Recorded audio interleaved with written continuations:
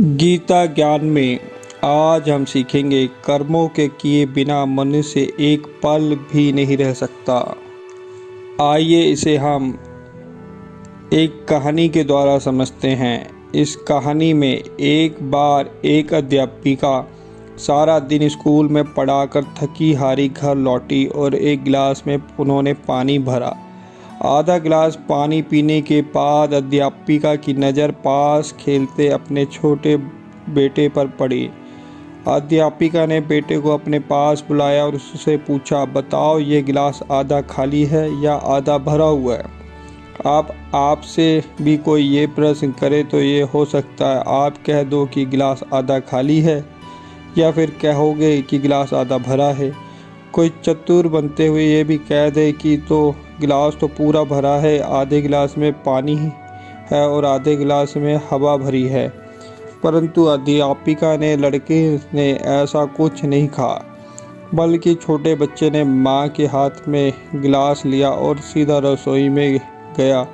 Fridge खोला और आधा खाली गिलास में पानी डालकर माँ के हाथ में दे दिया और माँ से कहा, ये लो माँ, अब गिलास ना तो आधा खाली है ना ही आधा भरा हुआ है, अब गिलास पूरा भरा है।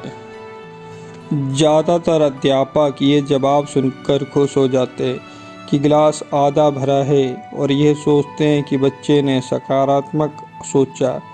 पता नहीं कितने ही वह विद्यार्थी असफल होंगे जिन्होंने अपने अध्यापक को इस सवाल का जवाब यह दिया होगा कि गिलास आधा भरा है, और ना जाने कितने ही विद्यार्थी सफल हुए होंगे जिन्होंने अपने अध्यापक को कहा होगा कि गिलास आधा खाली है। इसका कारण है हम लोग ये नहीं सोचते कि गिलास आधा खाली है या आधा भरा है। दोनों जवाब में अव्यावहारिक है। समय की मांग है और कर्म करने की। गिलास आधा खाली दिख रहा है तो मानो आधा खाली गिलास खाली है।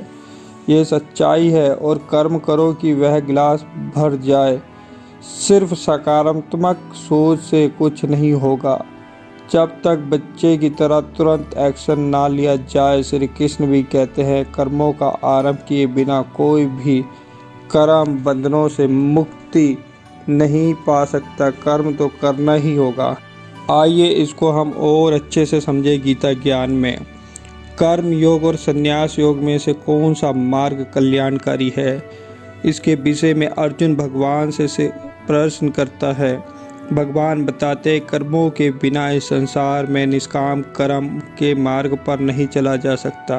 अर्थात कुछ लोग निष्काम कर्म योग का अर्थ कर्मों का त्याग समझते हैं, परंतु ऐसा नहीं है, क्योंकि मनुष्य के लिए कर्मों का त्याग असंभव है।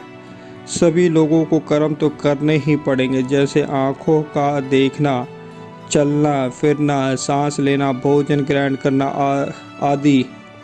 इस प्रकार कर्मों का त्याग असंभव है। भगवान ये भी बताते हैं कि प्रत्येक मनुष्य प्रकृति के 3 गुणों से बंधा हुआ है। वह इन 3 गुणों के अधीन होकर ही अपने स्वभाव के अनुसार कर्म करता है।